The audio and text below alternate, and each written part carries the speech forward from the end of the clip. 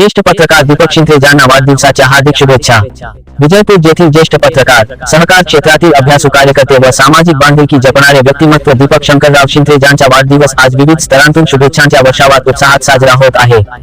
गेल्या 8 वर्षांपासून पत्रकारिता क्षेत्रात कार्यरत असलेल्या दीपक शिंत्रे यांनी निर्भीड, प्रामाणिक आणि समाजाभिमुख पत्रकारितेद्वारे जनतेचे प्रश्न प्रभावीपणे मांडले आहेत।